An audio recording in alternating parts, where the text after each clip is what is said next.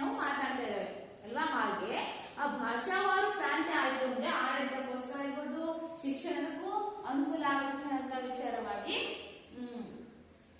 ಪ್ರತ್ಯೇಕ ರಾಜ್ಯವನ್ನು ಮಾಡ್ಕೊಳ್ಳುವಂತ ಉದ್ದೇಶದಿಂದಾಗಿ ಜನತೆಯಲ್ಲಿ, ಯುವಕರಲ್ಲಿ ಒಂದು ಹೋರಾಟದ ಕಿಂಚನ್ನ ಮೂಡಿಸುವಂತಹದ್ದು ಆಗಿದೆ ಈ ಪ್ರಸ್ತುತ ಈ ಕವನ. ಇಲ್ಲಿ ಆ ಸಮಯದಲ್ಲಿ ನಮ್ಮ ಕನ್ನಡ ನಾಡು, ನುಡಿ, ನಮ್ಮ ಕನ್ನಡ ಭಾಷೆ ಮಾತನಾಡುವಂತಹ ಜನರಿಗೆ ಪ್ರತ್ಯೇಕವಾದಂತಹ ರಾಜ್ಯ ಅನ್ನುವಂಥದ್ದಾಗ್ತದೆ. ಹಾಗೆ ಈ 8ನೇ ತರಗತಿಯಲ್ಲಿರುವಂತಹ ಪಠ್ಯಪೂರಕ ಅಧ್ಯಯನದ ಭಾಗದಲ್ಲಿರುವಂತಹ 1ನೆಯದ ಪಠ್ಯಪೂರಕ ಪಾಠವಾಗಿರುವಂತಹದ್ದು ಕರ್ತವ್ಯವು ನಾವು. ಕರ್ತವ್ಯವು ನಾವು ಅನ್ನುವಂತಹ ಶೀರ್ಷಿಕೆ ಅಡಿಯಲ್ಲಿ ಕವಿ ಗೋಪಾಲಕೃಷ್ಣ ಅಡಿಗ ಅನ್ನುವಂಥವರು ನಮಗೆ ಯುವಕರಲ್ಲಿ ಒಂದು ಭ್ರಾತೃತ್ವ, ಒಗ್ಗಟ್ಟಿನಿಂದ ನಾವು ಹೋರಾಟವನ್ನ ಮಾಡಬೇಕು ಅನ್ನುವಂಥ ಕಿಚ್ಚನ್ನ ತಿಳಿಸುವಂತಹ ಪ್ರಸ್ತುತ ಕವನ ಇದಾಗಿದೆ. ಹಾಗೆಯೇ ನಮ್ಮ ಭಾಷೆಯ ಬಗ್ಗೆ ಧನಾತ್ಮಕ ಚಿಂತನೆಯನ್ನು ನೀಡುವಂತಹದ್ದು ಆಗಿದೆ. ಇಲ್ಲಿ ನಮ್ಮ ಇದರಲ್ಲಿ ನಮ್ಮ ಭಾಷೆ ಕುರಿತಾಗಿ ನಾವೆಲ್ಲರೂ ಒಗ್ಗಟ್ಟಾಗಿ ನಮ್ಮದೇ ಆಗಿರುವಂತಹ ಒಂದು ಕರ್ನಾಟಕ ಏಕೀಕರಣವನ್ನ ಮಾಡ್ಕೋಬೇಕು, ಪ್ರತ್ಯೇಕವಾದಂತಹ ಒಂದು ರಾಜ್ಯ ವಿಂಗಡಣೆ ಆಗ್ಬೇಕು ಅನ್ನುವಂಥ ದೃಷ್ಟಿಯಿಂದಾಗಿ ಅಂದು ಜನರಲ್ಲಿ ಯುವಕರಲ್ಲಿ ಒಂದು ಉತ್ಸಾಹವನ್ನ, ಹೋರಾಟದ ಕಿಚ್ಚನ್ನ ಮೂಡಿಸುವಂತಹ ಒಂದು ಕವನವನ್ನ ಇವರು ರಚಿಸಿದ್ದಾರೆ. ಹಾಗಾದ್ರೆ ಮಕ್ಕಳೇ, ಎಲ್ಲರೂ ಟೆಕ್ಸ್ಟ್ ಬುಕ್ ಅಂದಿದ್ದೀರಲ್ವಾ? ಹಾಗಾದ್ರೆ ನಾವೀಗ ಲೇಖಕರಾಗಿರುವಂತಹ ಎಂ ಗೋಪಾಲಕೃಷ್ಣ ಅಡಿಗರ ಒಂದು ಜೀವನ ಪರಿಚಯವನ್ನ ಇಂದು ತಿಳಿದುಕೊಳ್ಳೋಣ. ಎಲ್ಲರೂ ಪಠ್ಯ ಪುಸ್ತಕ ತಂದಿದ್ದೀರ ಮಕ್ಕಳೇ?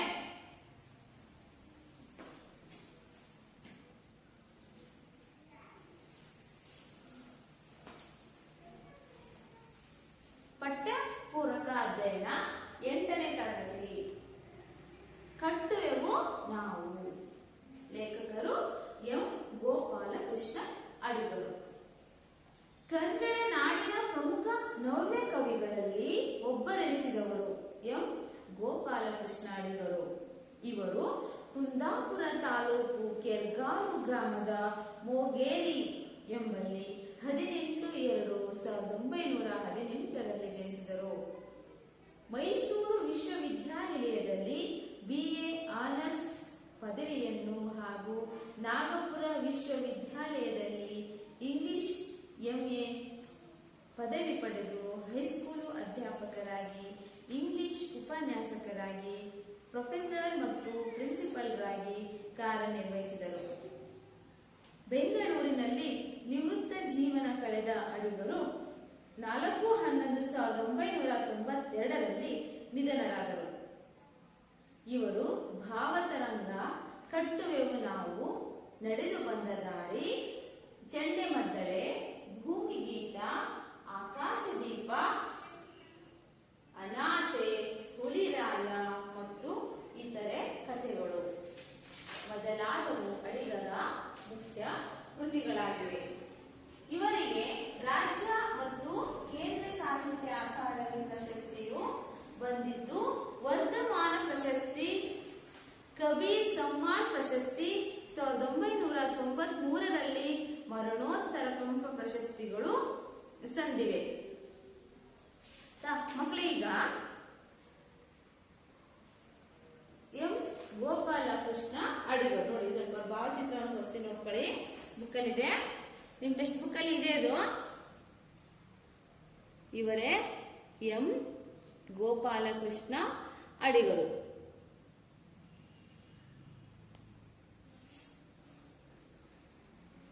ಇನ್ನೊಂದು ಬಾರಿ ನಾವೇನ್ ಮಾಡೋಣ, ಕವಿ ಪರಿಚಯದ ಬಗ್ಗೆ ತಿಳ್ಕೊಳ್ಳೋಣ. ಎಂ ಗೋಪಾಲಕೃಷ್ಣ ಅಡಿಗರು ಕುಂದಾಪುರ ತಾಲೂಕಿನ ಕೆರ್ಗಾಲು ಗ್ರಾಮದ ಮೋಗೇರಿಯಲ್ಲಿ ಜನಿಸಿದರು. ಕುಂದಾಪುರ ತಾಲೂಕು, ಕುಂದಾಪುರ ತಾಲೂಕು ಕೆರ್ಗಾಲು ಗ್ರಾಮದ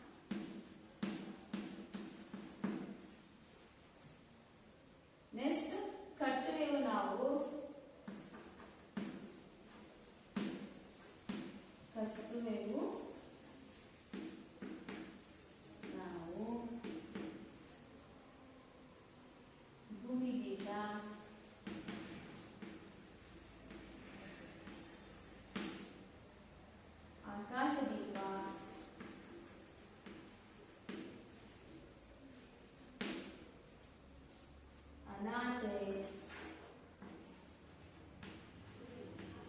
ಹೀಗೆ ಹಲವಾರು ಕಥೆಗಳನ್ನು ರಚಿಸಿದ್ದಾರೆ, ಕೃತಿಗಳನ್ನು ರಚಿಸಿದ್ದಾರೆ. ಇವರಿಗೆ ರಾಜ್ಯ ಮತ್ತು ಕೇಂದ್ರ ಸಾಹಿತ್ಯ ಅಕಾಡೆಮಿ ಪ್ರಶಸ್ತಿ ಸಹ ಇದು ಲಭಿಸಿದೆ. ನೆಕ್ಸ್ಟ್ ಇವರಿಗೆ 1993ರಲ್ಲಿ ಮರಣೋತ್ತರ ಪಂಪ ಪ್ರಶಸ್ತಿಯು ಸಂದಿದೆ. ಮಕ್ಕಳೇ, ಹಾಗಾದ್ರೆ ಎಂ ಗೋಪಾಲಕೃಷ್ಣ ಅಡಿಗರು ಕುಂದಾಪುರ ತಾಲೂಕಿನ ಕೆರ್ಗಾಲು ಗ್ರಾಮದ ಮೂಗೇರಿಯಲ್ಲಿ 18/2/1918ರಂದು ಜನಿಸಿದರು. ಇವ್ರು ಬರೆದಂತಹ ಕೃತಿಗಳು ಯಾವಪ್ಪ ಅನ್ನೋದಾದ್ರೆ ಭಾವತರಂಗ, ಕಟ್ಟುವೆವು ನಾವು, ಭೂಮಿಗೀತ, ಆಕಾಶದೀಪ, ಅನಾಥೆ ಅನ್ನುವಂತಹ ಕೃತಿಗಳನ್ನು ಇವರು ರಚಿಸಿದ್ದಾರೆ. ಈಗ ನೆಕ್ಸ್ಟ್ ನೋಡೋಣಲ್ವಾ, ಅವರು ಈ ಕವನದಲ್ಲಿ ಯುವ ಜನತೆಯನ್ನ, ಕನ್ನಡ ನಾಡಿನ ಯುವ ಜನತೆಯನ್ನ ಹೇಗೆ ಅವರು ಹೋರಾಟದ ಕಿಚ್ಚನ್ನು ಮೂಡಿಸುವಂತಹ ಕವನವನ್ನು ರಚಿಸಿದ್ದಾರೆ. ಅವರಿಗೆ ಒಂದು ಉತ್ಸಾಹದ ಒಂದು ರೀತಿಯಲ್ಲಿ ಹೇಗೆ ಹೊಸದಾದ ಒಂದು ನಾಡನ್ನು ನಾವು ಕಟ್ಟಬೇಕು, ನಮ್ಮದೇ ಆಗಿರುವಂತಹ ಭಾಷಾವರು, ನಮ್ಮದೇ ಆಗಿರುವಂತಹ ಕನ್ನಡ ಸಾಹಿತ್ಯದಲ್ಲಿ ಭಾಷೆಯಲ್ಲಿ ಅನೇಕ ಸಾಹಿತಿಗಳಿದೆ, ದೇವಸ್ಥಾನಗಳು, ಶಿಲ್ಪಿಗಳು, ವಾಸ್ತುಶಿಲ್ಪ, ದೇವಾಲಯಗಳಿದೆ. ಹಾಗೆ ನಮ್ಮದೇ ಆದಂತಹ ಒಂದು ಶ್ರೇಷ್ಠತೆಯನ್ನ ನಾವು ಪ್ರತಿಬಿಂಬಿಸಬೇಕು. ಹಾಗಾದ್ರೆ ನಮ್ಮ ಕರ್ನಾಟಕ, ನಮ್ಮ ಕನ್ನಡ ಭಾಷೆನಾಡುವಂತಹ ಒಂದು ಪ್ರತ್ಯೇಕವಾದ ರಾಜ್ಯವನ್ನ ನಿರ್ಮಾಣ ಮಾಡಬೇಕು. ಅದಕ್ಕೋಸ್ಕರ ನಾವು ಹೋರಾಟದ ಕಿಚ್ಚನ್ನ ಮಾಡಬೇಕು ಅನ್ನುವಂತಹದನ್ನ ತಿಳಿಸುವಂತಹದ್ದು. ಹಾಗೆ ಹೇಳ್ತಾರೆ, ಕಟ್ಟುವೆವು ನಾವು ಹೊಸ ನಾಡೊಂದನು, ರಸದ ಬೀಡೊಂದನು, ಹೊಸ ನೆತ್ತರ ಮುಕ್ಕಿ ಮುಕ್ಕಿ ಆರಿ ಹೋಗುವ ಮುನ್ನ, ಹರೆಯದಿ ಮಾಂತ್ರಿಕನ ಮಾಟ ಮೊಸುಳುವ ಮುನ್ನ, ಉತ್ಸಾಹ ಸಾಹಸದ ಉತ್ತುಂಗ ವೀಚಿಗಳ ಈ ಶುದ್ಧ ಸಾಗರವು ಬತ್ತಿ ಹೋಗುವ ಮುನ್ನ, ಕಟ್ಟುವೆವು ನಾವು ಹೊಸ ನಾಡೊಂದನು, ರಸದ ಬೀಡೊಂದನು, ನಮ್ಮೆದೆಯ ಕನಸುಗಳೇ ಕಾಮನೇನು, ಆಗಾವು ಕರೆದಾವು ವಾಂಚಿತವನು, ಕರೆವ ಕೈಗಿವುದದೋ ಕನಸುಗಳ ಹರಕೆ, ಗುರಿ ತಪ್ಪದ ಮುಖದ ಬಯಕೆ ಬೆಂಬಲಕ್ಕೆ, ಜಾತಿ ಮತ ಭೇದಗಳ ಕಂದಕವು ಸುತ್ತಲೂ ದುರ್ಭೇದ್ಯವೆನೆ ಕೋಟೆ ಕತ್ತಲಗಳು, ರೂಢಿ ರಾಕ್ಷಸ ಅರಸುಗೈಯುವನು, ತೋಳ್ ತಟ್ಟಿ ತೊಡೆ ತಟ್ಟಿ ಕರೆಯುವನು ಸಂಗ್ರಾಮಕ್ಕೆ, ಕೋಟೆ ಗೋಡೆಗೆ ನಮ್ಮ ಹೆಣಗಳೇ ಮೆಟ್ಟಿಲು, ನಮ್ಮ ಸಾವೇ ನೋವೇ ಹೊಸ ನಾಡ ಕಟ್ಟಲು, ಆದಾವು ಅಂಜುವೆದೆ ನಮ್ಮದೆಲ್ಲ, ಸೋಲು ಬಗೆ ವೀರನಿಗೆ ಸಲ್ಲವಲ್ಲ, ಎಡರುಗಳ ಕಡಲುಗಳ ನೀಸಿ ಬರುವೆವು, ಘೋರ ನೈರಾಶ್ಯದ ಅಗ್ನಿಮುಖದಲ್ಲೂ ಕೂಡ ಹೊಕ್ಕು ಹೊರಡುವೆವೆಲ್ಲ ತೊಡಕುಗಳ ಒಡಕುಗಳ, ಬಿಡಿಸಿ ಇಡಿಗೊಳಿಸಿ ಕಟ್ಟುವೆವು ನಾಡ, ಉತ್ಸಾಹ ಉದ್ವೇಗ ಉದ್ರೇಕಗಳ ವೀರ ಇವ ಜನದ ನಾಡ ಗುಡಿಯು, ಅದರ ಹಾರಾಟಕ್ಕೆ ಬಾನೆಗಳಿಯು, ಬರಲು ಬಿಡೆವೆಂದಿಗೂ ಅದಕ್ಕೆ ತಡೆಯು, ತಡೆಯುವವರು ಬನ್ನಿರೋ ಪಡೆಯುವವರು ಬನ್ನಿರೋ, ಕೆಡೆ ನುಡಿವ ಕಡೆ ಬಗೆವ ಕೆಡಕು ಜನರೇ ಬನ್ನಿ, ಕೊಟ್ಟೆಯಿದೋ ವೀಡೆಯವನು ನಿಮ್ಮೆಲ್ಲರನ್ನು ತೊಡೆದು ನಿಮ್ಮ ಮಸನದ ಮೇಲೆ ಕಟ್ಟುವೆವು ನಾವು ಹೊಸ ನಾಡೊಂದನು, ಸುಖದ ವೀರೊಂದನು. ಓಕೆ ಮಕ್ಕಳೇ, ಈಗ ಈ ಕವನವನ್ನ ನಾವು ಪದ್ಯವನ್ನ ಓದಿದಲ್ವ, ಇದರಲ್ಲಿ ನಿಮ್ಗೆ ಏನಿಸಿದೆ ಮುಖ್ಯ ಪಾಯಿಂಟು, ಯುವ ಜನತೆಯನ್ನ ಹೋರಾಟದ ಕಿಚ್ಚನ್ನ ಹೆಚ್ಚಿಸುವಲ್ಲಿ ಹೋರಾಟವನ್ನ ಮಾಡಬೇಕು, ಉತ್ಸಾಹ, ನಾವೆಲ್ಲರೂ ಒಗ್ಗಟ್ಟಾಗಿರ್ಬೇಕು, ನಾವೆಲ್ಲರೂ ಯಾವುದೇ ರೀತಿ ಜಾತಿ ಮತ ಕುಲ ಭೇದ ಭಾವ ಅನ್ನದೇ ನಾವೆಲ್ಲರೂ ಒಗ್ಗಟ್ಟಿನಿಂದ ಇರ್ಬೇಕು ಅಲ್ವಾ ಅನ್ನುವಂತ ತಿಳಿಸುತ್ತೆ. ಮತ್ತೆ ನೋಡೋಣ, ಪದ್ಯ ನೋಡೋಣಲ್ವಾ.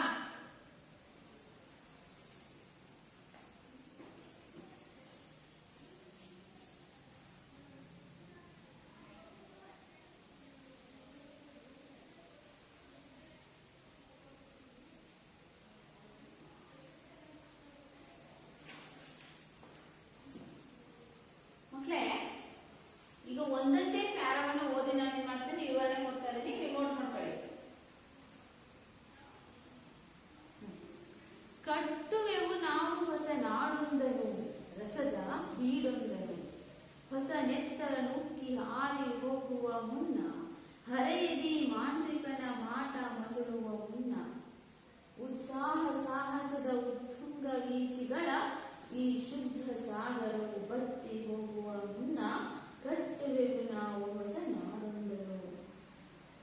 ಮಕ್ಕಳೀಗ ಹೊಸದಾದಂತಹ ಒಂದು ನಾಡನ್ನ ಕಟ್ಟಬೇಕು ಅಲ್ವಾ? ಆ ಹೊಸದಾದಂತಹ ನಾಡನ್ನ ಕಟ್ಟಬೇಕು. ಹೊಸದಾದಂತಹ ರಸದ ಬೀಡು ಅದನ್ನ ನಾವು ಕಟ್ಟಬೇಕು. ಹೇಗೆ ಕಟ್ಟಬೇಕು ನಾವು? ಹಾಗಾದ್ರೆ ನಾವೆಲ್ಲರೂ ಜನರಲ್ಲಿ ತಿಳುವಳಿಕೆ ಮೂಡಿಸ್ತಾ ಇದ್ದಾರೆ ಅಲ್ವಾ ಮಕ್ಕಳೇ? ಹೊಸ ನೆತ್ತರ ನುಕ್ಕಿ ಆರಿ ಹೋಗುವ ಮುನ್ನ, ಹೊಸದಾದ ನೆತ್ತರು ರಕ್ತ ಅಕ್ಕಿ ಆರಿ ಹೋಗುವ ಮುನ್ನ ನಾವು ಏನ್ ಮಾಡ್ಬೇಕು? ಶಕ್ತಿ ಇರ್ಬೇಕು. ಹರೆಯದ ಚಿಕ್ಕ ವಯಸ್ಸಿನ ಹೋರಾಟದ ಯುವಕರು ಅಂತಾರಲ್ವಾ, ಯುವಕರಿದ್ದಾಗಲೇ ನಾವು ಹೋರಾಟವನ್ನ ಮಾಡಬೇಕು. ಹಾಗೆ ನೆತ್ತರು ಆರಿ ಹೋಗುವ ಮುನ್ನ ಅಂದ್ರೆ ನಾವು ಜೀವನ ಹೋಗುವುದಕ್ಕಿಂತ ಮುಂಚಿತವಾಗಿಯೇ ನಾವೇನ್ ಮಾಡ್ಬೇಕು? ಹೋರಾಟವನ್ನ ಮಾಡಬೇಕು. ಹರೆಯದಿ ಮಾಂತ್ರಿಕನ ಮಾಟ ಮಸುಳುವ ಮುನ್ನ, ಯೌವನ ಶಕ್ತಿ ಈಗ ನೋಡಿ, ವಯಸ್ಸಾದಂತವರಿಗೆ ಕೆಲಸ ಮಾಡ್ಲಿಕ್ಕೆ ಆಗುತ್ತಾ ಇಲ್ಲ. ಹಾಗೆ ಯುವಕರು, ಇವರೆಲ್ಲರೂ ಯೌವನ ಶಕ್ತಿ ಇರುವಂತಹ ಯುವಕರ ಶಕ್ತಿ ನಾಶವಾಗುವ ಮುನ್ನ, ವಯಸ್ಸಾಗುವುದಕ್ಕಿಂತ ಮುಂಚಿತವಾಗಿ ನಾವೇನಾದರೂ ಹೋರಾಟವನ್ನ ಸಾಧನೆಯನ್ನ ಮಾಡ್ಲಿಕ್ಕೆ ಸಾಧ್ಯ ಇದೆ ಅಲ್ವಾ? ಹಾಗೆಯೇ ಈ ಎಲ್ಲ ನಾಶವಾಗುವ ಮುನ್ನ ನಾವೇನ್ ಮಾಡ್ಬೇಕು? ನಮ್ಮ ಉತ್ಸಾಹ ಉತ್ತುಂಗ ಶಿಖರವನ್ನೇರಿ ಎತ್ತರ ಮಟ್ಟದಲ್ಲಿ ಉತ್ಸಾಹ ಇರಬೇಕು, ಹುಮ್ಮಸ್ಸು. ಅಂದ್ರೆ ನೋಡಿ, ಬಿಸಿ ರಕ್ತ ಏನೇ ಅಂದ್ರೂ ಅವ್ರು ಏನ್ ಮಾಡ್ತಾರೆ? ಕೆಲಸ ಮಾಡ್ತಾರೆ. ಕಲ್ಲು ಬಂಡೆ ಹೊಡಿದೆ ಅಂದ್ರೆ ಹೊಡಿತಾರ ಅಂತ ಹೇಳ್ತಾರೆ ಮಕ್ಕಳಿಗೆಲ್ಲ. ಹಾಗೆ ಉತ್ಸಾಹದ ಸಾಹಸ, ಏನಾದ್ರೂ ಸಾಧನೆ ಮಾಡ್ಬೇಕು ಛಲ ಇತ್ತು ಅಂತ ಅಂದ್ರೆ ಯುವಕರಲ್ಲಿ ಅದನ್ನ ಸಾಧನೆನ ಮಾಡಿಯೇ ಮಾಡ್ತಾರೆ. ಹಾಗೆಯೇ ಉತ್ಸಾಹ ಅನ್ನುವಂಥದ್ದು ನಮ್ಮಲ್ಲಿ ಇರ್ಬೇಕು. ಅದು ಆರಿ ಹೋಗುವ ಮುನ್ನ ಉತ್ಸಾಹ ಕಡಿಮೆ ಆಗೋದಂದ್ರೆ ವಯಸ್ಸಾದ ತಕ್ಷಣ ಏನಾಗುತ್ತೆ? ವಯಸ್ಸಾದ್ಮೇಲೆ ಎಲ್ರಿಗೂ ವಯಸ್ಸಾದಂತಹ ಅಜ್ಜರಿಗೆಲ್ಲ ಯುವಕರಂತೆ ಕೆಲಸ ಮಾಡ್ಲಿಕ್ಕೆ ಸಾಧ್ಯ ಆಗುತ್ತಾ? ಇಲ್ಲ. ಹಾಗೆಯೇ ವಯಸ್ಸಾಗುವುದಕ್ಕಿಂತ ಮುಂಚಿತವಾಗಿ ನಮ್ಮಲ್ಲಿ ಒಂದು ಉತ್ಸಾಹ, ಹುಮ್ಮಸ್ಸು, ತೇಜಸ್ಸು ಅನ್ನುವಂಥದ್ದಿರುತ್ತೆ. ಒಂದು ಉದಾಹರಣೆ ಹೇಳ್ಬೇಕು ಅಂದ್ರೆ, ಸ್ವಾಮಿ ವಿವೇಕಾನಂದರು ಯುವಕರಿಗೆ ಒಂದು ಕರೆಯನ್ನು ಕೊಡ್ತಾ ಇದ್ರು. ಯುವಕರ ಯೋಚನಾ ಶಕ್ತಿ ಹೇಗಿರ್ಬೇಕು? ಇಚ್ಛಾಶಕ್ತಿ. ಒಂದು ಸ್ವಿಚ್ ಬಲ್ಬಿಗೆ ನಾವು ಸ್ವಿಚ್ ಅನ್ನು ಹಾಕಿದಾಗ ತಕ್ಷಣವೇ ಅದೇನಾಗುತ್ತೆ? ಆ ವೈರ್ ಮುಖಾಂತರ ಕರೆಂಟ್ ಬಂದು ಆನ್ ಆಗುತ್ತೆ. ಹಾಗೆ ವಿದ್ಯುತ್ ಶಕ್ತಿ ಅನ್ನುವಂಥ ಅದು ಫಾಸ್ಟ್ ಇರುತ್ತಲ್ವಾ? ಹಾಗೆಯೇ ಯುವಕರ ಒಂದು ಆಲೋಚನಾ ಶಕ್ತಿ ಅನ್ನುವಂಥದ್ದು, ಉತ್ಸಾಹ ಅನ್ನುವಂಥದ್ದು ಅಷ್ಟು ವೇಗಗತಿಯಲ್ಲಿ ಇರಬೇಕು ಅನ್ನುವಂಥದ್ದು ಅವ್ರು ಹೇಳ್ತಾರೆ. ಯುವಕರಿಗೆ ಕರೆ ಕೊಡ್ತಾ ಇದ್ದಾರೆ. ಇಚ್ಛಾಶಕ್ತಿ, ವಿದ್ಯುತ್ ಶಕ್ತಿಯ ಹಾಗೆ ಇರಬೇಕು ಅದು. ಯುವಕರೆಲ್ಲರೂ ನಿಮ್ಮ ರಕ್ತವನ್ನ ಕೊಡಿ, ನಾನು ನಿಮಗೆ ಸ್ವತಂತ್ರವನ್ನ ತಂದು ಕೊಡ್ತೀನಿ ಅಂತ ಹೇಳ್ತಾ ಇದ್ರಲ್ವಾ? ಹಾಗೆ ಒಂದು ಉತ್ಸಾಹ ಅನ್ನುವಂಥದ್ದು, ಇಚ್ಛಾಶಕ್ತಿ ಅನ್ನುವಂಥದ್ದು, ಹೋರಾಟದ ಕಿಚ್ಚು ಭಾವನೆ ಅನ್ನುವಂತಹದ್ದು ವಿದ್ಯುತ್ ಶಕ್ತಿ ಹಾಗೆ ಇರ್ಬೇಕು. ಹಾಗೆ ಫಾಸ್ಟ್ ವೇಗಗತಿಯಲ್ಲಿ ಸಾಗರವು ಬತ್ತಿ ಹೋಗುವ ಮುನ್ನ, ವಿಶಾಲವಾದಂತಹ ಒಂದು ಸಾಗರ ಇದೆ, ಅದ್ರಲ್ಲಿ ನೀರು ಬತ್ತಿ ಹೋಗುವ ಮುನ್ನ ಅಂದ್ರೆ ನೀರಿದ್ರೆ ಮಾತ್ರ ಅರ್ಥ. ನೀರಿಲ್ಲ ಅಂದ್ರೆ ಏನಾಗುತ್ತೆ? ಅದಾಗೋದಕ್ಕಿಂತ ಮುಂಚಿತವಾಗಿ ನಾವು ನಮ್ಮ ತರ ನಮ್ಮ ನಾಡು ಎಲ್ಲ ನಾಶವಾಗುವುದಕ್ಕಿಂತ ಮುಂಚಿತವಾಗಿಯೇ ನಾವು ಹೋರಾಟದ ಒಂದು ಕಿಚ್ಚನ್ನ ನಮ್ಮ ಮನಸ್ಸಿನಲ್ಲಿ ಮೂಡಿಸ್ಕೊಂಡು ನಾವೇನ್ ಮಾಡ್ಬೇಕು? ಹೊಸದಾದಂತಹ ನಾಡನ್ನು, ನಮ್ಮದೇ ಆಗಿರುವಂತಹ ಒಂದು ಭಾಷಾವಾರು ಪ್ರಾಂತವನ್ನ, ನಾಡನ್ನ ನಾವು ಕನ್ನಡ ನಾಡನ್ನ ಕಟ್ಟಬೇಕು ಅಂತ ಹೇಳ್ತಾರೆ. ನೋಡಿ, ಈ ನಮ್ಮ ಕನ್ನಡ ನಾಡಿನಲ್ಲಿ ನೈಸರ್ಗಿಕವಾಗಿ ವಿವಿಧ ಸಂಪನ್ಮೂಲಗಳಿದೆ. ಕಪ್ಪು ಮಣ್ಣಿನ ನಾಡು, ಸುಂದರವಾದಂತಹ ನಾಡು, ಬೆಲೆ ಬಾಳುವಂತಹ ಶ್ರೀಗಂಧ ಇದೆ ಅಲ್ವಾ? ಹೀಗೆ ಸಂಪನ್ಮೂಲಗಳು, ಪ್ರಾಣಿ ಸಂಪತ್ತು, ಬೆಟ್ಟ ಗುಡ್ಡಗಳು, ನೈಸರ್ಗಿಕವಾಗಿ ಜಲಪಾತಗಳು, ನೀರು, ಹೀಗೆ ವಿವಿಧತೆಯಲ್ಲಿ ಏಕತೆಯನ್ನ ಹೊಂದಿರುವಂತಹ ಇಂತಹ ಒಂದು ಸುಂದರವಾದಂತಹ ನಾಡು ನಾಶವಾಗುವುದಕ್ಕಿಂತ ಮುಂಚಿತವಾಗಿಯೇ ನಾವೇನ್ ಮಾಡೋಣ? ಹೊಸದಾದಂತಹ ನಾಡನ್ನ ಕಟ್ಟೋಣ ಅನ್ನುವಂತಹ ಒಂದು ಕರೆಯನ್ನ ಇಲ್ಲಿ ಗೋಪಾಲಕೃಷ್ಣ ಅಡಿಗರು ಯುವಕರಿಗೆ ಹೇಳ್ತಾ ಇದ್ದಾರೆ. ಮಕ್ಕಳಿಗೆ ಅರ್ಥ ಆಯ್ತಲ್ವಾ? ಈಗ ನೆಕ್ಸ್ಟ್ ಪ್ಯಾರ ನೋಡೋಣ. ಹಾಗಾದ್ರೆ ನಮ್ಮ ಮನಸ್ಸು ಹೇಗಿರ್ಬೇಕು? ನೆಕ್ಸ್ಟ್ ಪ್ಯಾರಲ್ಲಿ ಹೇಳ್ತಾರೆ, ನಮ್ಮ ಮನಸ್ಸು ಹೇಗಿರ್ಬೇಕು? ನಮ್ಮ ಎದೆಯ ಕನಸುಗಳೇ ಕಾಮಧೇನು. ನಮ್ಮ ಕನಸುಗಳೇ ಹೇಗಿರ್ಬೇಕು? ಕಾಮಧೇನು ಅಂದ್ರೆ ಹಸು, ದೇವ್ ಕಾಮಧೇನು ಅಲ್ವಾ. ಬೇಡಿದ್ದನ್ನು ಬೇಡಿದ ವರವನ್ನು ಕೊಡುವುದು ಕಾಮಧೇನು ಅಂತ ಹೇಳ್ತೀವಿ ನಾವು. ನೋಡಿ, ಆ ಕಾಮಧೇನು ಪುಣ್ಯಕೋಟಿ ಕತೆ ಕೇಳಿರ್ಬೋದಲ್ವಾ ಮಕ್ಕಳೇ ನೀವು. ಕಾಮಧೇನು ಅಂದ್ರೆ ಹಸು, ಬೇಡಿದ್ದನ್ನ ಕೊಡುವುದು. ನೋಡಿ, ಆ ಹಸುವಿನ ಒಂದು ದೇಹದಲ್ಲಿ ಕೋಟಿ ದೇವತೆಗಳು ವಾಸವಾಗಿದ್ದಾರೆ ಅಲ್ವಾ. ಹಸುವಿನ ದೇಹದ ಎಲ್ಲ ಅಂಗಾಂಗಗಳು ಅನುಕೂಲಕ್ಕೆ ಬರ್ತದೆ ಅಲ್ವಾ. ಇಟ್ಟರೆ ಸಗಣಿಯಾದೆ, ತಟ್ಟಿದರೆ ಸುಟ್ಟರೆ ವಿಭೂತಿಯಾದೆ ಅಲ್ವಾ. ಹೀಗೆ ಆ ಗೋವಿನ ಒಂದು ಉಪಯೋಗಗಳು ತುಂಬಾ ಇದೆ.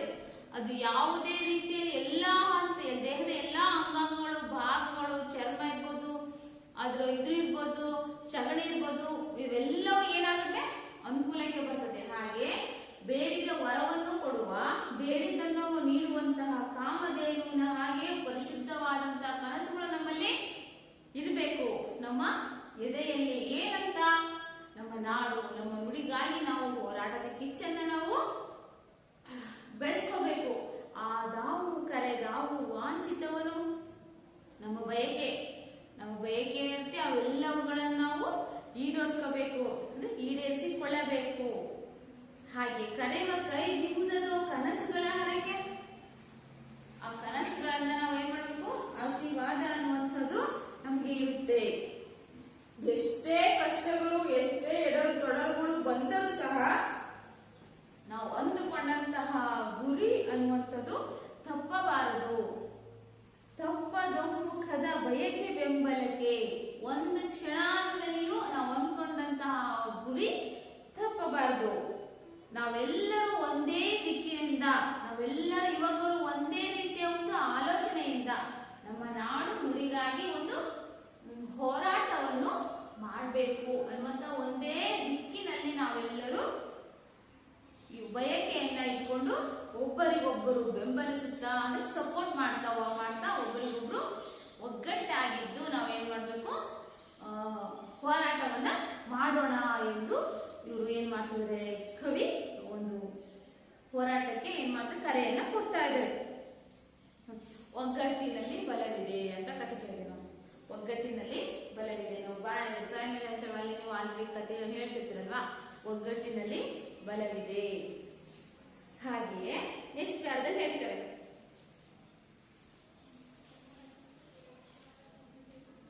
ಜಾತಿ ಮತ ಭೇದಗಳ ಕಂದಕವು ಸುತ್ತಲೂ ದುರ್ಭೇದ್ಯವೆನೆ ಕೋಟೆ ಕೊತ್ತಲಗಳು, ರೂಢಿ ರಾಕ್ಷಸರ ಅರಸು ಗೈಯುವನು, ತೋಳ್ ತಟ್ಟಿ ತೊಡೆ ತಟ್ಟಿ ಕರೆಯುವನು ಸಂಗ್ರಾಮಕ್ಕೆ. ನೋಡಿ, ಯುದ್ಧಕ್ಕೆ, ಹೋರಾಟಕ್ಕೆ ಇಲ್ಲಿ ಹೇಳ್ತಾರೆ. ಕಂದಕ ಅಂದ್ರ ಅಡೆತಡೆಗಳು. ಓಕೆ, ಈಗ ಹೇಳ್ತಾರೆ ನಾವು ಹೋರಾಟವನ್ನ ಮಾಡ್ಬೇಕು, ಆದ್ರೆ ಯಾವುದೇ ರೀತಿಯಲ್ಲಿ ಜಾತಿ ಮತ ಭೇದ ಭಾವ ಲಿಂಗ ಭೇದ ಅನ್ನದೇ ನಾವೆಲ್ಲರೂ ಒಗ್ಗಟ್ಟಾಗಿ ಇಟ್ಕೊಂಡು ನಮ್ಮೆಲ್ಲರ ಮಧ್ಯೆ ಏನಾದ್ರೂ ಒಂದು ಅಡೆತಡೆಗಳು, ಅಡೆತಡೆಗಳು ಬಂದ್ರೆ ಅವುಗಳನ್ನ ಭೇದಿಸಬೇಕು. ಓಕೆ, ಅವುಗಳನ್ನ ಭೇದಿಸಿ ತೊಂದರೆಗಳು, ಅಡೆತಡೆಗಳು ಬಂದ್ರೆ ನಾವೆಲ್ಲರೂ ಒಗ್ಗಟ್ಟಾಗಿದ್ದು ಕೋಟೆ ಕೊತ್ತಲಗಳು, ಎಲ್ಲಾ ಕೋಟೆ ಕೊತ್ತಲಗಳನ್ನು ಉಳಿಸ್ಕೋಬೇಕು. ನಾವು ಭೇದಿಸಲು ಆಗದೇ ಇರುವಂತಹ ಕೋಟೆ ಕೊತ್ತಲಗಳನ್ನು, ಹಾಗೆ ರೂಢಿ ರಾಕ್ಷಸರ ಅರಸು ಗೈಯುವನು ತೋತಟ್ಟಿ, ರಾಕ್ಷಸಿ ಪ್ರವೃತ್ತಿಯಂತಹವರು ಇದ್ದಾರೆ, ಕೆಟ್ಟ ಜನರಿದ್ದಾರೆ, ಅವರೆಲ್ಲವರನ್ನು ತೋಳ್ತಟ್ಟಿ ಎದೆ ತಟ್ಟಿ ನಾವು ಏನ್ ಮಾಡ್ಬೇಕು, ಯುದ್ಧಕ್ಕೆ ಕರಿಬೇಕು. ಯುದ್ಧಕ್ಕೆ ಕರೆದು ಅವ್ರ ಜೊತೆಗೆ ಯುದ್ಧವನ್ನ ನಾವು ಮಾಡ್ಬೇಕು ಅಂತ ಹೇಳ್ತಿದ್ದಾರೆ. ಮಕ್ಕಳಿಗೆ ಅರ್ಥ ಆಗ್ತಾ ಇದೆ ಅಲ್ವಾ? ಅಂದ್ರೆ ನಾವೆಲ್ಲರೂ ಒಗ್ಗಟ್ಟಾಗಿರ್ಬೇಕು. ಓಕೆ, ಯಾವುದೇ ರೀತಿ ಜಾತಿ ಮತ ಲಿಂಗ ಭೇದ ಅನ್ನದೇ ನಾವೆಲ್ಲರೂ ಒಂದಾಗಿರ್ಕೊಂಡು ಯಾವುದೇ ರೀತಿಯ ಅಡೆತಡೆಗಳು, ತೊಂದರೆಗಳು ಬಂದ್ರು ಸಹ ಬೇರಿಸಲು ಇನ್ನೇನು ಅಸಾಧ್ಯ ಅಂದ್ರೂ ಸಹ, ಕೋಟೆ ಕೊತ್ತಲಗಳು ಬರಲಿ, ಏನಾದ್ರೂ ಬರಲಿ, ಎಷ್ಟೇ ಕಷ್ಟಗಳು ಬಂದ್ರು ಸಹ ನಾವೇನ್ ಮಾಡ್ಬೇಕು, ರಾಕ್ಷಸಿ ಗುಣದಂತಹ ಕೆಟ್ಟ ಜನರು ಬಂದ್ರು ಅವರನ್ನ ಎದುರಿಸಿ ತೋಳ್ ತಟ್ಟಿ ಎದೆ ತಟ್ಟಿ ನಾವು ಬರ್ರು ನಮ್ಮ ಜೊತೆ ಯುದ್ಧಕ್ಕೆ ಅಂತಂದು ಧೈರ್ಯದಿಂದ ನಾವು ಏನ್ ಮಾಡ್ಬೇಕು, ಯುದ್ಧಕ್ಕೆ ಸನ್ನದ್ಧರಾಗಬೇಕು ಅಂತ ಇವರು ಇದ್ರಲ್ಲಿ ಹೇಳ್ತಾ ಇದ್ದಾರೆ. ಹಾಗಾದ್ರೆ ಒಂದು ಕ್ವಶನ್ ಕೇಳ ಮಕ್ಕಳೇ, ಹೇಳ್ತಿರಲ್ಲ,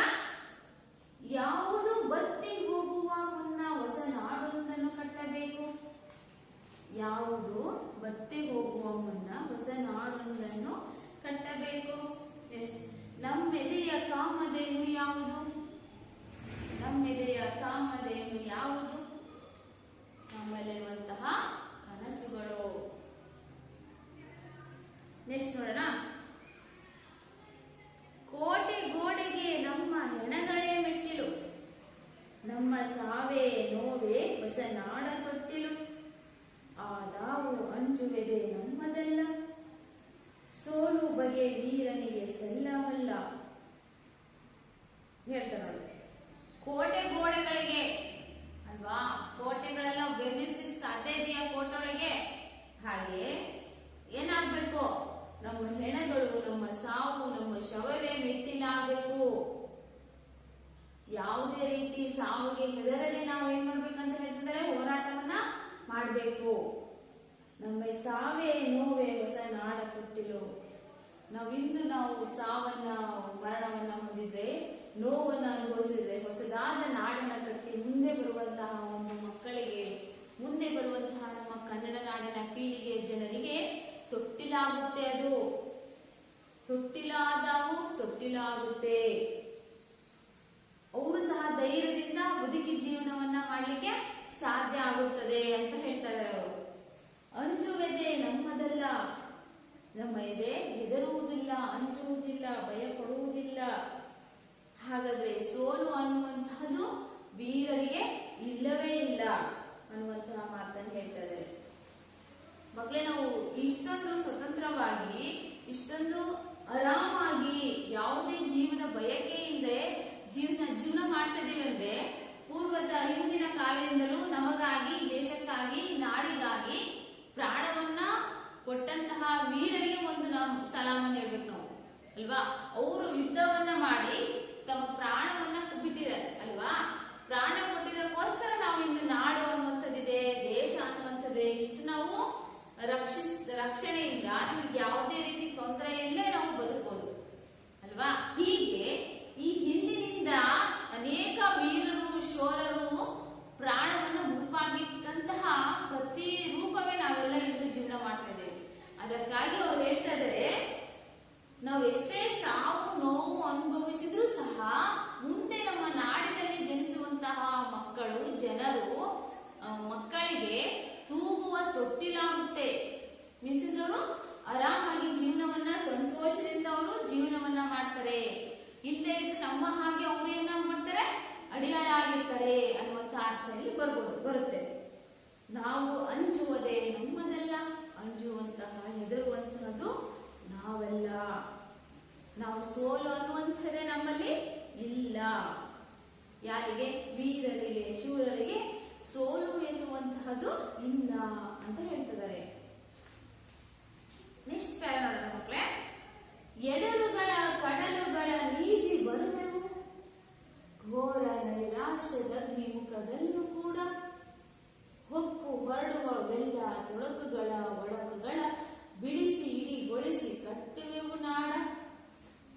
ಎಡರುಗಳಂದ್ರೆ ಅನೇಕ ತೊಂದರೆಗಳು. ಎಡರುಗಳ ಅಂದ್ರೆ ತೊಂದರೆಗಳು, ಕಡಲುಗಳಂದ್ರೆ ಸಮುದ್ರ. ಸಮುದ್ರದಲ್ಲಿ ಇಲ್ಲಿಂದ ದಡ ದಾಟಬೇಕು ಅಂದ್ರೆ ಅನೇಕ ಎಡರು ತೊಡರುಗಳು ಬರುತ್ತೆ, ಅಲೆಗಳು ಬರುತ್ತೆ, ಸಮುದ್ರದ ಆಳ ಬರುತ್ತೆ, ಹೀಗೆ ಅನೇಕ ಸಮಸ್ಯೆಗಳು ಬರ್ತದೆ. ಅಂತಹ ಒಂದು ತೊಂದರೆಗಳನ್ನ ಈಸಿ ನಾವೇನ್ ಮಾಡ್ಬೇಕು? ದಡ ಸೇರ್ಬೇಕು. ಹೊಡಿಬಹುದು, ಬಡಿಬಹುದು, ಏನೇ ಹಿಂಸೆಯನ್ನ ಕೊಡ್ಬೋದು ಶತ್ರುಗಳು. ಆದ್ರೆ ಅದನ್ನೆಲ್ಲ ಮೀರಿ ನಾವೇನ್ ಮಾಡ್ಬೇಕು? ಧೈರ್ಯದಿಂದ ಎದುರಿಸಿ ಬರ್ಬೇಕು.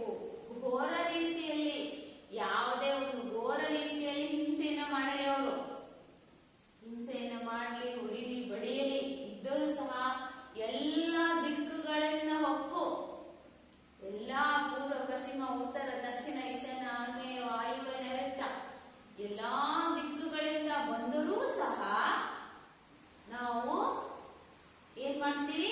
ಒಳ ಹೊಕ್ಕು. ಎಲ್ಲಿಂದ ಬಂದರೂ ಸಹ ನಾವ್ ಏನ್ ಮಾಡ್ತೀವಿ? ಎಷ್ಟೇ ಕಷ್ಟಗಳಾಗ್ಲಿ, ತೊಂದರೆಗಳಾಗ್ಲಿ, ತೊಡಕುಗಳು, ಒಡಕುಗಳು ಬರ್ಲಿ, ಅವೆಲ್ಲವನ್ನ ಬಿಡಿಸಿ ಇಡಿಯಾಗಿ ಎಲ್ಲಾ 8 ದಿಕ್ಕುಗಳಿಗೂ ಹೋಗಿ ನಾವೇನ್ ಮಾಡ್ತೀವಿ?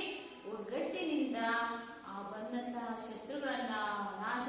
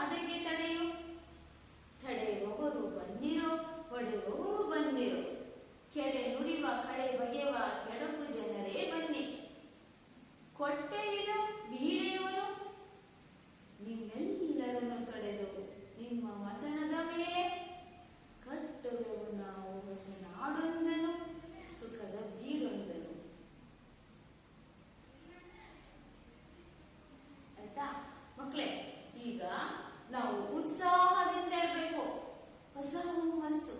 ಒಂದ್ಸಲ ಇದು ಮಾಡಿದ್ವಿ ಅಂದ್ರೆ ಆ ನಿರ್ಧಾರವನ್ನ ನಾವು ಕೈ ಬಿಡಬಾರ್ದು. ಸಂತೋಷದಿಂದ ಉದ್ವೇಗಗಳ ಆಗರ, ಮನುಷ್ಯ ಅಂದ್ರೆ ಉದ್ರೇಕಗಳು ವೀರ ಯುವ ಜನದ ನಾಡ ನುಡಿಯು. ಯುವಕರೇನ್ ಮಾಡಬೇಕು? ಉದ್ರೇಕಗೊಳಗಾಗಬೇಕು. ನಾವು ನಾಡಲ್ಲಿ ಎಷ್ಟೇ ಕಷ್ಟಗಳಾಗಿ, ಏನೇ ತೊಂದರೆ ಆಗಲಿ, ಸಾವು ನೋವುಗಳು ನಷ್ಟ ಏನೇ ಆದ್ರೂ ಸಹ ನಾನೇನ್ ಮಾಡ್ತೇನೆ? ಹುಮ್ಮಸ್ಸಿನಿಂದ, ಉತ್ಸಾಹದಿಂದ, ವೀರತನದಿಂದ ನಾನೇನ್ ಮಾಡ್ತೇನೆ? ಅವರೆಲ್ಲರ ಪ್ರತಿರೂಪವಾಗಿ, ಶೌರ್ಯದ ಪ್ರತಿರೂಪವಾಗಿ ಕನ್ನಡ ನಾಡಿನ ಗುಡಿ ಆಗುತ್ತೆ. ಶೌರ್ಯದ ಪ್ರತಿರೂಪವಾಗಿ ಒಂದು ದೇವಾಲಯ ನಿರ್ಮಾಣ ಆಗುತ್ತೆ. ಅದರ ಹಾರಾಟಕ್ಕೆ ಬಾನೆಗಳೆಯು ಅವರ ಆಕಾಶ ಮತ್ತು ಭೂಮಿಯ ಅಂತರದಲ್ಲಿ, ಎಷ್ಟೇ ದೂರ ಅಂತರದಲ್ಲಿ ಹಾರಾಟವನ್ನ ಮಾಡಿದ್ರು ಸಹ, ಹೋರಾಟವನ್ನ ಮಾಡಿದ್ರು ಸಹ, ಅಷ್ಟೇ ಎತ್ತರದಲ್ಲಿ ನಮ್ಮ ಹೋರಾಟ ಉತ್ಸಾಹ ಇರ್ಬೇಕು ನಮ್ಮಲ್ಲಿ ಅಂತ ಹೇಳ್ತಾರೆ. ಅದರ ಗಡಿ ದಾಟಿ, ಆಕಾಶದ ಆಚೆಗೂ ದಾಟಿ ನಮ್ಮ ಉತ್ಸಾಹದ್ದು ಇರ್ಬೇಕು. ಹೋರಾಟದ ಕಿಂಚು ಅನ್ನುವಂಥದ್ದು ಇರಬೇಕು. ಬರಲು ಬಿಡವೆಂದಿಗೂ ಅದಕ್ಕೆ ತಡೆಯು. ಬಿಡೋದೇ ಇಲ್ಲ. ಆಕಾಶದ ಎತ್ತರಕ್ಕೂ ನಾವೇನ್ ಮಾಡ್ತೀವಿ? ಹೋಗ್ಬಿಟ್ಟು ಹೋರಾಟವನ್ನ ನಾವು ಮಾಡ್ತೀವಿ. ಯಾರು ತಡಿತೀರ ನಮ್ಮನ್ನ? ತಡೆಯುವವರು ಬನ್ನಿರೋ, ಹೊಡೆಯುವವರು ಬನ್ನಿರೋ. ಯಾರು ಯುದ್ಧ ಮಾಡುವುದನ್ನು ನಿಲ್ಲಿಸಿ ಬರ್ತೀರಾ? ಹೋರಾಟವನ್ನ ಮಾಡುವುದನ್ನ ಯಾರು ಬರ್ತೀರಾ? ಬನ್ನಿ. ಯಾರು ಹೊಡಿತೀರ? ಬರ್ರಿ. ಯಾರು ಹಿಂಸೆಯನ್ನು ಕೊಡ್ತಾ ಇದ್ದೀರೋ? ಬನ್ನಿ. ನಾವು ಯಾವುದಕ್ಕೂ ಹೆದರೋದಿಲ್ಲ. ಯಾರು ಕೆಟ್ಟ ಮಾತುಗಳಾಡ್ತೀರಿ, ಯಾರು ನಿಮಗೆ ಕೆಟ್ಟದನ್ನ ಬಯಸುವಂತ ಜನರಿದ್ದೀರಿ, ಯಾರಾದ್ರೂ ಬನ್ನಿರಿ. ನಾವು ನಿಮಗೆ ಏನ್ ಮಾಡ್ತೀವಿ? ಹೊಟ್ಟೆ ಇದೋ ವೀಳೆಯವನು, ನಾವು ನಿಮ್ಗೆ ಆಹ್ವಾನವನ್ನ ಕೊಡ್ತಾ ಇದ್ದೇವೆ. ನೀವೆಲ್ಲರೂ ಬನ್ನಿ. ಯಾರೋ ಯುದ್ಧವನ್ನ ತಡೆಯುವಂತವ್ರು ಬನ್ನಿ, ಹೊಡೆಯುವವರು ಬನ್ನಿ, ಕೆಟ್ಟದನ್ನ ನುಡಿ ಮಾತನಾಡುವವರು ಬನ್ನಿ, ನಮ್ಮ ಬಗ್ಗೆ ಕೆಟ್ಟದನ್ನ ಬಯಸುವಂತ ಜನರು ಬರ್ರಿ. ನಾವೇನ್ ಮಾಡ್ತೀವಿ? ನಿಮಗೆ ಹೋರಾಟವನ್ನ, ಆಹ್ವಾನವನ್ನ ಕೊಡ್ತೀವಿ. ಬನ್ನಿ, ನಿಮ್ ಜೊತೆ ಎಲ್ಲರ ಜೊತೆಗೂ ನಾವೇನ್ ಮಾಡ್ತೀವಿ?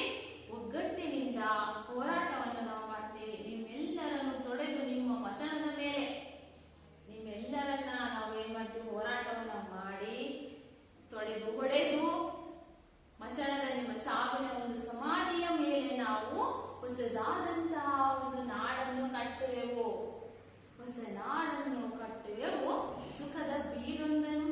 ಆಗ ಸುಖಕರವಾದಂತಹ ಒಂದು ವಾಸ ಸ್ಥಳವಾಗಿ ನಾವೇನ್ ಮಾಡ್ತೀವಿ?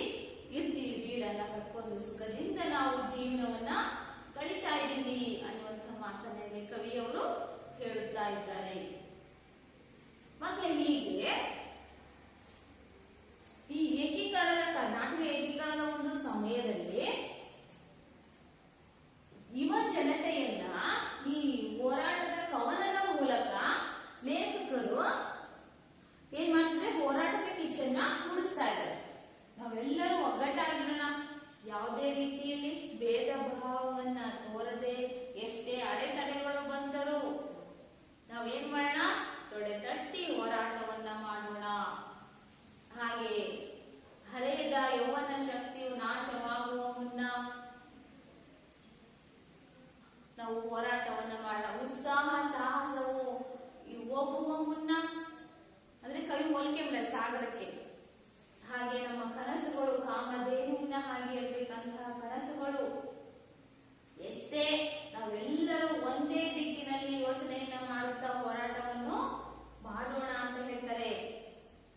ಹಾಗೆ ಎಷ್ಟೇ ತೊಂದರೆಗಳು ಬಂದರೂ ಸಹ ಎಲ್ಲಾ ದಿಕ್ಕುಗಳಿಗೆ ಹೋಗ್ಬಿಟ್ಟು ನಾವು ಒಗ್ಗಟ್ಟಾಗಿ ಹೋಗಿ, ಎಷ್ಟೇ ಎಡರುಗಳು, ತೊಡರುಗಳು, ಒಡಕುಗಳು ಬಂದರೂ ಸಹ ಅವೆಲ್ಲವನ್ನ ಬಿಡಿಸಿ, ಇಡಿಗೊಳಿಸಿ, ಅವೆಲ್ಲವುಗಳನ್ನ ನಾಶಗೊಳಿಸಿ ನಾವೆಲ್ಲರೂ ಒಂದಾಗಿ ಇದ್ದು ಹೋರಾಟವನ್ನ ಮಾಡಿ ಹೊಸದಾದಂತಹ ಒಂದು ನಾಡನ್ನು ಕಟ್ಟೋಣ ಎಂದು ಹೇಳ್ತಾ ಇದ್ದಾರೆ. ಮತ್ತೆ ಇಲ್ಲಿ ಆಹ್ವಾನ ಮಾಡ್ತಾ ಇದ್ದಾರೆ ಮಕ್ಕಳಿಗೆ. ಹೋರಾಟವನ್ನ ಮಾಡ್ಲಿಕ್ಕೆ ಆಹ್ವಾನವನ್ನ ಮಾಡ್ತಾರೆ. ನೀವೆಲ್ಲರೂ ಬನ್ನಿ. ನೀವೆಲ್ಲರನ್ನು ನಾವೇನ್ ಮಾಡ್ತೀವಿ? ತೊಡೆದು ಹೊಡೆದು ನಿಮ್ಮ ಮಸಣದ ಮೇಲೆ ನಾವೇನ್ ಮಾಡ್ತೀವಿ? ಹೊಸದಾದಂತಹ ಒಂದು ನಾಡನ್ನ, ರಸದ ಬೀಡನ್ನ ನಾವಿದ್ದು ಕಟ್ಟೋಣ ಎಂದು ಹೇಳುತ್ತಾ ಇದ್ದಾರೆ. ಸರಿ ಮಕ್ಕಳ, ಇದುವರೆಗೂ ಕಟ್ಟುವೆವು ನಾವು ಹೊಸ ನಾಡೊಂದನ್ನು ಎಂ ಗೋಪಾಲಕೃಷ್ಣ ಅಡಿಗರ ಕವನದಲ್ಲಿ ನಾವು ತಿಳ್ಕೊಂಡೆವು. ಓಕೆ.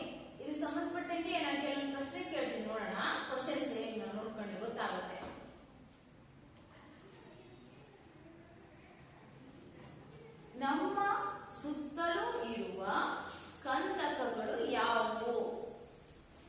ನಮ್ಮ ಸುತ್ತಲೂ ಇರುವ ಕಂದಕಗಳು ಯಾವುವು?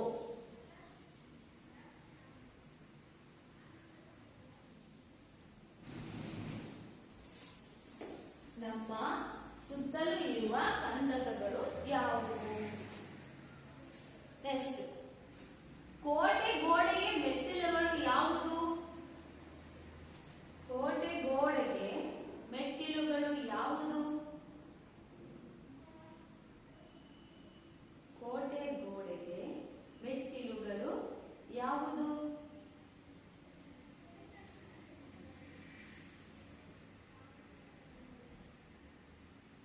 ಕೋಟೆ ಗೋಡೆಗೆ ಮೆಟ್ಟಿಲುಗಳು ಯಾವುದು? ಕವಿ ಯಾರಿಗೆ ವೀಣೆಯನ್ನು ಕೊಡುವೆನೆಂದಿದ್ದಾರೆ? ಕವಿ ಯಾರಿಗೆ ವೀಣೆಯನ್ನು ಕೊಡುವೆನೆಂದಿದ್ದಾರೆ?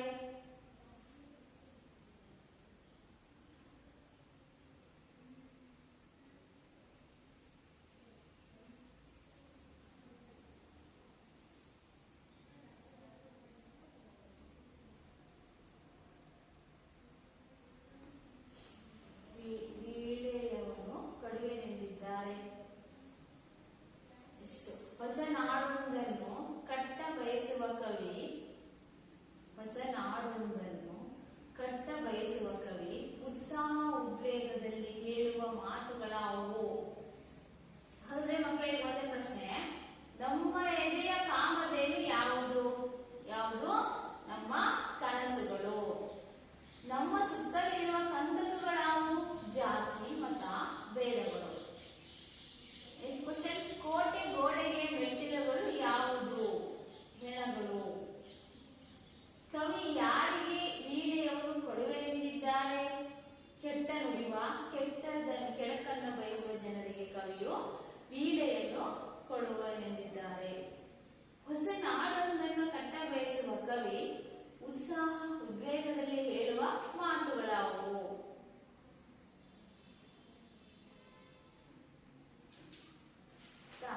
ನೆಕ್ಸ್ಟ್, ಈಗ ನಾವು ಈ ಪಠ್ಯದಲ್ಲಿರುವಂತಹ ಒಂದು ವ್ಯಾಕರಣಾಂಶವನ್ನು ನೋಡೋಣ. ವ್ಯಾಕರಣಾಂಶ.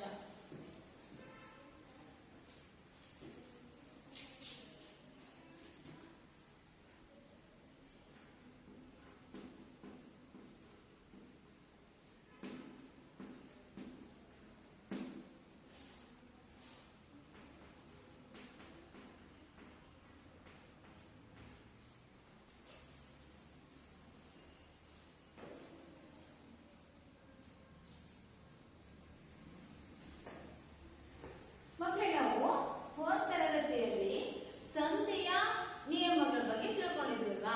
ಸಂಧಿ ಅಂದ್ರೇನು, ಸಂಧಿಯ ಪ್ರಕಾರಗಳು ಯಾವುವು ಅಲ್ವಾ? ಅದ್ರ ಪ್ರಕಾರಗಳು, ಸಂಧಿಯ ಪದವನ್ನು ಬಿಡಿಸುವಂತಹದ್ದು, ಇವುಗಳ ಬಗ್ಗೆ ನಾವು ಹೋದ ತರಗತಿಯಲ್ಲಿ ತಿಳಿಸ್ಕೊಟ್ಟಿದ್ದೆ.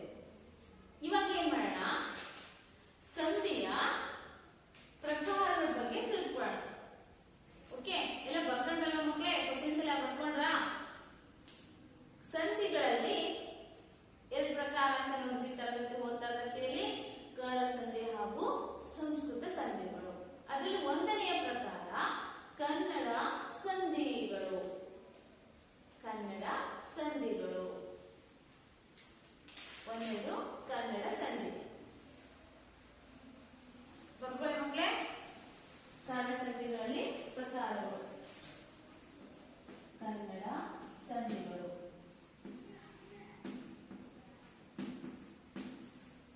ಇದರಲ್ಲಿ ಮೂರು ಪ್ರಕಾರ. ಲೋಪಸಂಧಿ ಒಂದನೇದು ಲೋಪಸಂಧಿ, ಎರಡು ಆಗಮ ಸಂಧಿ, ಮೂರನೇದು ಆದೇಶ ಸಂಧಿ.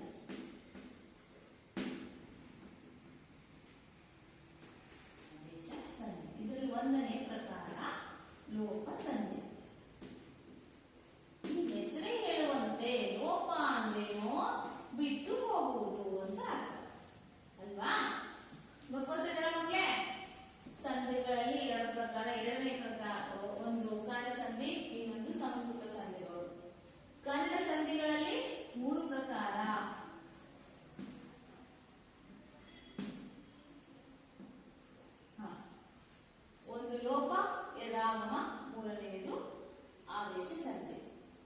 ಮಕ್ಕಳೇ ಬರ್ಕೊಂಡ್ರಾ?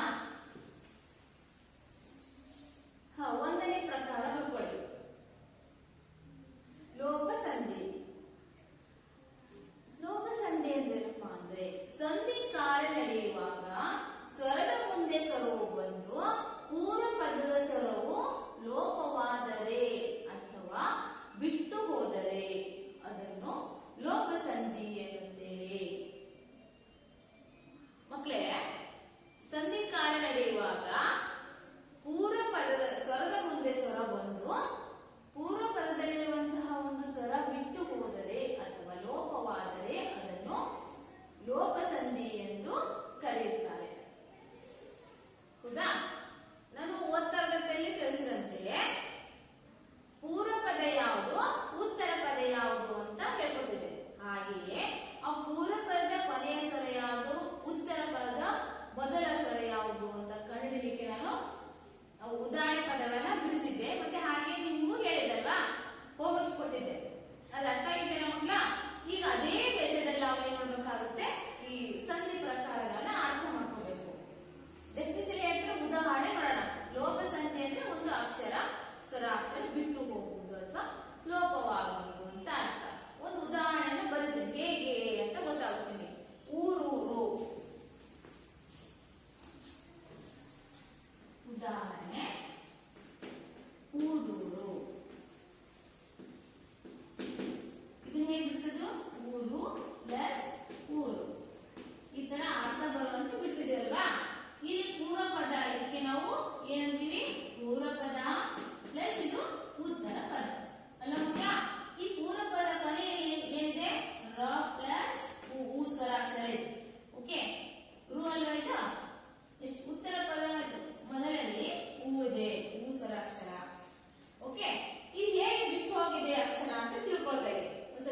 ಹೂಕ್ಕೆ ಹೂ ಅಕ್ಷರ ಇದೆ. ಓಕೆ, ರೂಕ್ಕೆ ರು ಇದೆ. ಇಲ್ಲಿಗೆ ರೂಕ್ಕೆ ರು ಇದೆ. ರ ಪ್ಲಸ್ ದೊಡ್ಡ ಹೂ ಇದೆ, ಹೂ ಇದೆ. ಹಾಗಾದ್ರೆ ಇಲ್ಲಿ ಆಗಿಲ್ಲ, ರ ಇದೆ ಆಲ್ರೆಡಿ. ರ ಇದೆಯಲ್ಲ, ಈ ಸಣ್ಣ ಹೂ ಇಲ್ಲ. ಆದ್ರಿಂದ ಈ ಪೂರ್ವ ಪದ ಕೊನೆಯ ಸ್ವರ ಲೋಪವಾಗಿರುವುದರಿಂದ ಇದು ಲೋಪ ಸಂಧಿ. ಅರ್ಥ ಆಯ್ತಾ ಮಕ್ಕಳ? ಪೂರ್ವ ಪದ ಕೊನೆಯ ಸ್ವರವು, ಉತ್ತರ ಪದ ಮೊದಲ ಸ್ವರವು. ಇದು ಯಾವ ಸ್ವರ ಬಿಟ್ಟು ಹೋಗಿದೆ ಅಂತ ಕಂಡಿಡಿದಾಗೆ, ಹೂಕ್ಕೆ ಹೂ ಇದೆ ಕೊಟ್ಟಂತ ಪದದಲ್ಲಿ ನೋಡಿ. ರಕ್ಕೆ ರ ಇದೆ, ದೊಡ್ಡ ಹೂಕ್ಕೆ ಹೂ ಇದೆ, ಇಲ್ಲಿದೆ ನೋಡಿ. ಎಷ್ಟು ರೂಕ್ಕೆ ರು ಇದೆ. ಇಲ್ಲಿರುವಂತಹ ಹೂ ಏನಾದ್ರು ಇದೆ? ಇಲ್ಲಿ ಊರೂರು ಅಂತ ಇದೆ, ಉರುರು ಅಂತ ಇದೆ. ಈ ತರ ಏನಾದ್ರು ಇದೆಯಾ? ಉರುರು ಅಂತ ಇದೆಯಾ ಇಲ್ಲಿ? ಇದಲ್ಲ. ಆದ್ರಿಂದ ಇಲ್ಲಿರುವಂತಹ ಹೂ ಏನಾಗಿದೆ? ಹೂ ಸ್ವರ ಲೋಪವಾಗಿದೆ. ನೆಕ್ಸ್ಟ್ ಉದಾಹರಣೆ ಬರ್ಕೊಳ್ಳಿ. ನಾವೆಲ್ಲ. ನಾವೆಲ್ಲ ಇದು ಹಾಗೆ ಮಕ್ಕಳೇ, ನಾವು ಪ್ಲಸ್ ಎಲ್ಲ. ನಾವೆಲ್ಲ. ಓಕೆ, ಪೂರ್ವ ಪದ ಕೊನೆಯಲ್ಲಿ ಹೂ ಇದೆ, ಉತ್ತರ ಪದದಲ್ಲಿ ಮೊದಲನೇ ಎ ಸ್ವರಾಕ್ಷರ. ಇದೇ ಕಂಡುಹಿಡಿತೀರಾ? ನಾಗೆ ನಾ ಇದೆ. ಓಕೆ ನೋಡಿ, ಓಕೆ ಓ ಪ್ಲಸ್ ಓಕೆ ಓ ಇದೆ, ಓ ಪ್ಲಸ್ ಎ ಇದೆ. ಓಕೆ ಓ ಇರ್ತಾನೆ, ಗೊತ್ತಾಗ್ತದೆ ಮಕ್ಕಳ? ಲಾಕ್ಕೆ ಲಾ ಇದೆ, ಎ ಬಂದಿದೆ. ಹಾಗಾದ್ರೆ ಇಲ್ಲಿ ಯಾವ ಸ್ವರಾಕ್ಷರ ಇಲ್ಲ? ಹೂ ಅನ್ನುವಂಥದ್ದಿಲ್ಲ. ಹಾಗಾದ್ರೆ ಪೂರ್ವ ಪದದ ಕೊನೆಯ ಸ್ವರ ಹೂ ಅನ್ನುವಂಥದ್ದು ಲೋಪವಾಗಿದೆ. ಆದ್ದರಿಂದ ಇದು ಲೋಪ ಸಂಧಿ. ಇದೇ ರೀತಿ ಬೇರೊಬ್ಬ. ಬೇರೆ ಪ್ಲಸ್ ಒಬ್ಬ. ಇಲ್ಲಿ ಪೂರ್ವ ಪದ ಕೊನೆಯಲ್ಲಿ ಎ, ಉತ್ತರ ಪದ ಮೊದಲಲ್ಲಿ ಓ. ಇದು ಅದೇ ರೀತಿ ಕಂಡುಹಿಡಿದ ಮಕ್ಕಳೇ. ಎಗೆ ಬೇಗೆ ಬೇ ಇದೆ, ಭಕ್ಕೆ ಬ, ಇಲ್ಲಿ ಬ, ರ ರ ಇದೆ. ಓಕೆ, ಇಲ್ಲಿ ಸಣ್ಣ ಓ ಇದೆಯಾ? ಇಲ್ಲಿ ಒಂದು ಓ ಇದೆ. ಹಾಗಾದ್ರೆ ಇಲ್ಲಿ ಎ ಅನ್ನುವಂಥದ್ದು ಇಲ್ಲ, ಇಲ್ಲಿರುವಂತ ಎ ಇಲ್ಲಿ ಇಲ್ಲ. ಹಾಗಾದ್ರೆ ಇದು ಲೋಪ ಸಂಧಿ. ಎ ಲೋಪ ಸಂಧಿ ಆಗಿದೆ. ಎ ಸ್ವರಾಕ್ಷರ ಲೋಪವಾಗಿದೆ. ಅಲ್ವಾ? ಇದೇ ತರ ಕೆಲವು ಉದಾಹರಣೆ ಹೇಳ್ತೀನಿ, ನೋಡ್ಕೊಳ್ಕೊಳ್ಳಿ. ಊರಿಂದ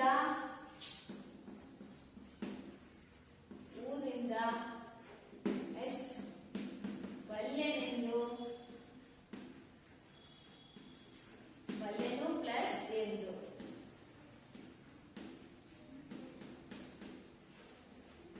ನೆಕ್ಸ್ಟ್ ಮಾತನ್ನೊಂದು ಬರುತ್ತೆ, ಊರು ಪ್ಲಸ್ ಇಂದ. ನೆಕ್ಸ್ಟ್ ಮಾತನ್ನು, ಮಾತು ಪ್ಲಸ್ ಅನ್ನು.